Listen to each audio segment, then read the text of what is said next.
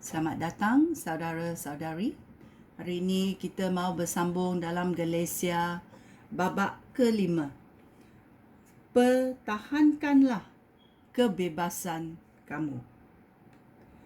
Kita sekarang bebas kerana Kristus telah membebaskan kita.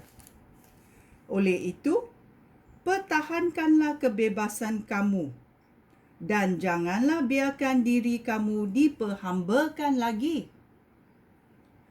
Dengarlah, aku, Paulus, berkata kepada kamu, jika kamu membenarkan orang menyunat kamu, hal ini bererti bahawa apa yang dilakukan oleh Kristus untuk kamu tidak bermakna apa-apa. Sekali lagi aku memberikan peringatan kepada orang yang membiarkan dirinya disunat, bahawa dia wajib mentaati segenap Taurat itu. Jika kamu berusaha untuk berbaik semula dengan Allah melalui ketaatan kepada Taurat, kamu telah memutuskan hubungan dengan Kristus. Dengan demikian, kamu hidup di luar naungan rahmat Allah.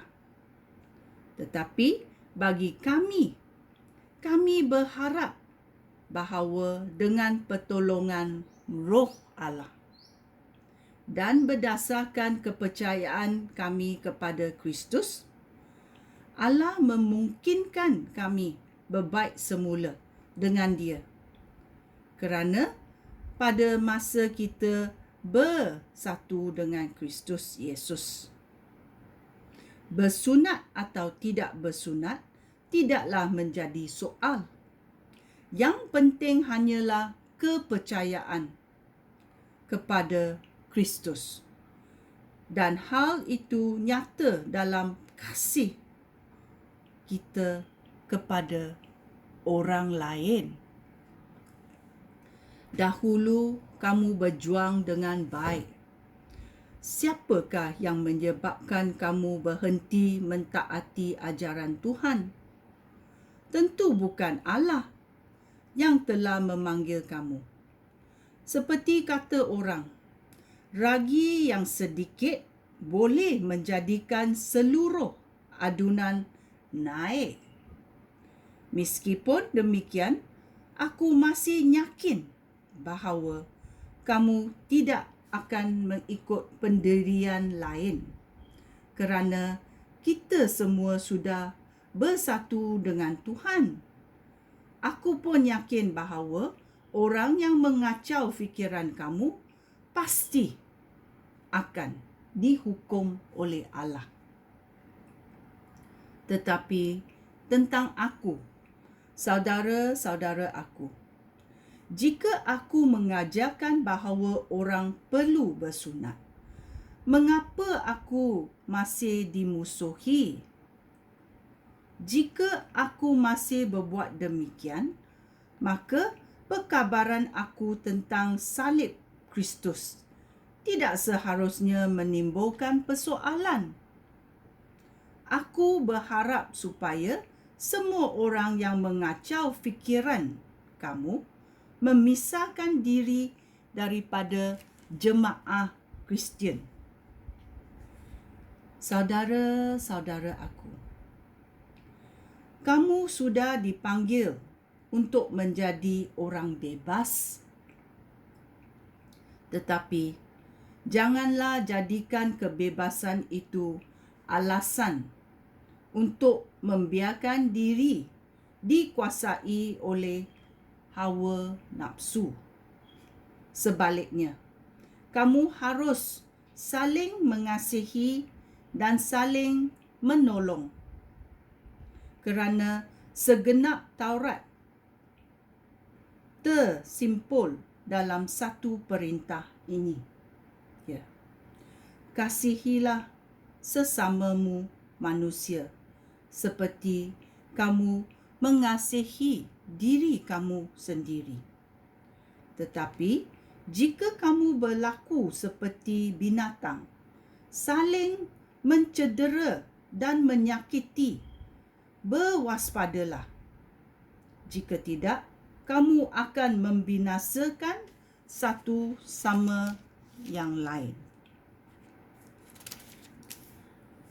Keinginan roh Allah dan keinginan manusia. Ya, kita mesti buat pilihan. Apa kita mau? Kerana Tuhan memberi kita pilihan sebagai manusia. Mari kita mendengar 16, ayat 16. Inilah maksud aku. Biarlah roh Allah memimpin hidup kamu dan janganlah hidup menurut keinginan tabiat manusia.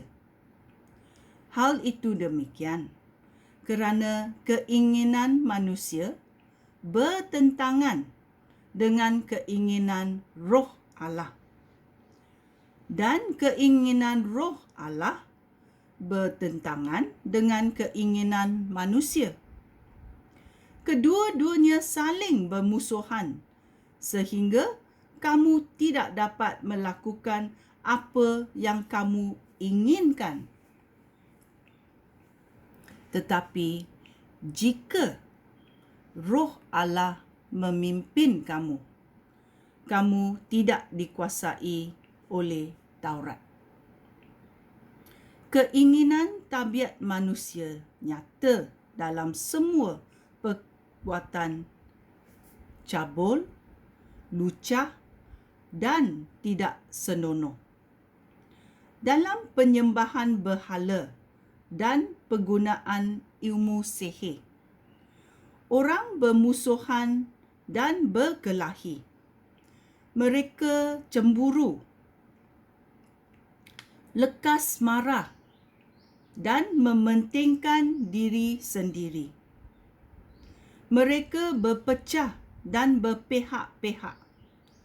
Mereka iri hati, suka mabuk, berpesta liar dan sebagainya.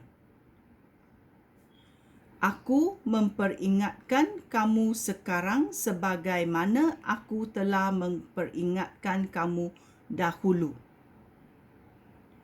Orang yang melakukan perbuatan-perbuatan itu tidak akan menikmati pemerintahan Allah.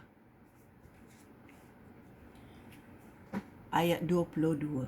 Sebaliknya, inilah hasilnya jika orang dipimpin oleh roh Allah. Apa hasilnya? Mereka saling mengasihi, bersukacita, hidup rukun, sabar, berbudi, baik hati, setia, rendah hati, dan dapat mengawal diri.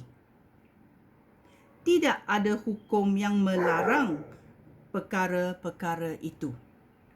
Demikianlah, orang yang menjadi milik Kristus Yesus sudah mematikan tabiat manusia dengan segala nafsu dan keinginannya.